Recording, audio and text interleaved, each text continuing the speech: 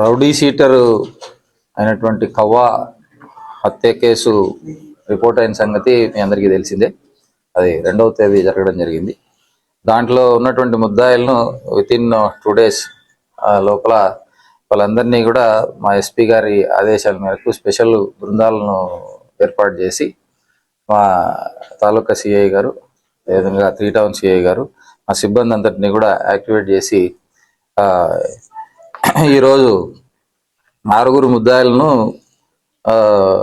6:30 గంటలకు నంద్యాల మండలం చాపరేవల్ బ్రిడ్జ్ పక్కన ఉన్నటువంటి మూల పెద్దమ్మ గుడి దగ్గర ముద్దాయిలు 7గురిని అరెస్ట్ చేసి వారి వద్ద నుండి నేరంకు ఉపయోగించినటువంటి ఈ కత్తులు, అదేవిధంగా వాటికి సంబంధించినటువంటి ఆయుధాలన్నింటినీ, అదేవిధంగా 2 ఫోన్లను, ఒక ఇన్నోవా క్రైమ్ వెహికల్ వీళ్ళు ఏదైతే సీజ్ చేశారో ఒక ఇన్నోవా, ఒక మోటార్ సైకిల్, 2 ఇనుప రాడ్లు, 4 కత్తులను సీజ్ చేయడం జరిగింది.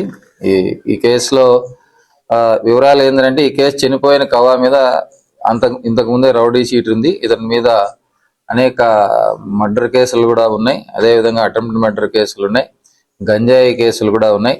గతంలో ఇతని మీద పీడీ యాక్ట్ కూడా పెట్టి కడప సెంట్రల్ జైలుకు పంపడం జరిగింది. అదేవిధంగా కానిస్టేబుల్ చంపిన కేసులో, సురేంద్ర కానిస్టేబుల్ చంపిన కేసులో A1 ముద్దాయిగా కూడా ఇతను కవ్వా కీలక పాత్ర పోషించడం జరిగింది. చనిపోయినటువంటి ఈ వెంకటసాయి అలియాస్ కవ్వాకు ఈ అరెస్ట్ కాబడినటువంటి ప్రస్తుతం సంజీవ్ అనేటువంటి అతని అనుచరుల ద్వారా ఇతన్ని మర్డర్ చేయడం జరిగింది. ఇతనికి గత 2 సంవత్సరాల నుండి రియల్ ఎస్టేట్ పరంగా, తర్వాత ఆర్థిక పరమైనటువంటి మనస్పర్ధలు ఉన్నాయి. మరియు ఈ రౌడీ షీటర్ రాజశేఖర్ హత్య కేసు విషయంలో ఈ సంజీవ్ ఇతడు దాన్ని ఉపయోగించుకొని చేసినటువంటి విషయంలో కూడా వీళ్ళిద్దరికీ నంద్యాల టౌన్లో ఈ ఆధిపత్యం విషయంలో, ఈ ఒకరికొకరికి ఆధిపత్యం విషయంలో ఈ యొక్క హత్యని సంజీవ్ ఈ కవ్వాని చేసినట్టు జరిగింది. ఇందులో ముద్దాయిల వివరాలు వచ్చి రాగినేని సంజీవ్ కుమారు, అరియాసు సంజీవ్, వీడిది మహానంది మండలం అల్లింగరం విలేజ్ ఇతంది. తర్వాత 2వ అతను వచ్చి అద్వానప్ నవీన్ కుమార్, సన్ ఆఫ్ వెంకట సుబ్బయ్య, మొలకలకొండల విలేజ్ సిద్ధాపురం మండలం నెల్లూరు డిస్టిక్ ఇతను వచ్చి వీనికి జైల్లో పరిచయం అయ్యాడు. ఈ పీడీ యాక్ట్ పెట్టినప్పుడు జైల్లో ఫ్రెండ్ అయ్యి ఆ విధంగా వాడికి హెల్ప్ చేయడం జరిగింది. తర్వాత Pallapu Subbarayudu, son of Lingamayya, Devanagar Nandyal town వాడు 3వ ముద్దాయి.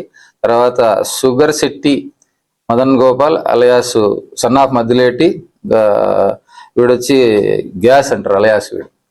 తర్వాత బంగి శివ ఉరఫ్ Kukkala Shiva, son of Bangi Babu, Jagajjan Nagar Nandyal town.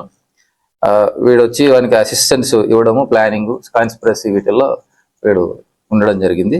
తర్వాత Sheikh Mohammed Ismail son of Sheikh Malik Basha, Pakkirpeta, Saibaba Nagar, Nandyal town. వీడు కూడా పార్టిసిపేట్ చేశాడు. తర్వాత చాకలి మద్దిలేటి, ఇది వీడు 21 years. చాకలి సన్ ఆఫ్ చాకలి చంద్రుడు, తెలుగుపేట, బనగానపల్లి టౌన్, వాటి శిల్పానగర్, నంద్యాల టౌన్లో ఉన్నారు. వీళ్ళంతా కూడా వీనికి యాక్టివ్ అసోసియేట్స్, ఫ్రెండ్స్. ఆ విధంగా వీనికి హెల్ప్ చేసి వీన్ని మర్డర్ చేయడం జరిగింది. ఇది దానికి సంబంధించినటువంటి నేపథ్యం. దాంట్లో మా సిఐ, తాలూకా సిఐ, 3 టౌన్ సిఐ, మిగతా మా క్రైమ్ సిబ్బంది అంతా కూడా అసిస్టెన్స్ తీసుకొని వెంటనే దీన్ని అరెస్ట్ చేయడం జరిగింది. క్రియేట్ చేయడము, దాంట్లో జనాల్లోకి రియల్ ఎస్టేట్లోకి ఎంటర్ కావడము, వాళ్ళ జనాలు పంచాయతీలు చేయడము, డబ్బులు వసూలు చేసుకోవడము, ఇవన్నీ కూడా జరిగినటువంటి సందర్భంలో వీడు సంజీవ్ గాడికి కవాగాడు కొంత హెల్ప్ చేసేవాడు. దాంట్లో వాళ్ళకిద్దరికి ఆ సెటిల్మెంట్ దాంట్లో వచ్చేటువంటి డబ్బుల్లో కొంత తేడా రావడము, ఆ ఇష్యూనిలో వాడిని డబ్బులు డిమాండ్ చేయడము, దానికి సంబంధించి వీడు ఏదో ప్రామిస్ చేసింది వానికి ప్రామిస్ను ఫుల్ఫిల్ చేయకపోవడం అనే దాంట్లో వచ్చినటువంటి డిఫరెన్సెస్. ఒకరికొకరు వీడిని వాడదంతా వాడిని ఈడదంతా కొంత వాళ్ళకు ఆల్టర్కేషన్ జరగడం. సంజీవ్ గారు అప్పటి నుంచి కూడా వీడు ఒక వారెంట్ కూడా వీని మీద పెండింగ్ ఉండింది, బయటే ఉన్నాడు. చేసుకొని ప్లాన్ చేసుకొని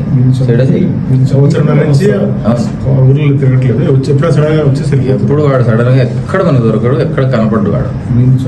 బయటనే వాడు ఏంటంటే వీడు వాడినన్నా చంపుతారు, వాడు ఈయనన్నా చంపుతారు అనేటువంటి కాన్సెప్ట్ లో వీడు కనపడకన్నా వాడు అప్పుడప్పుడు ఎవ్వరికి తెలియకుండా వచ్చిపోయాడు, కనపడకుండానే. అలా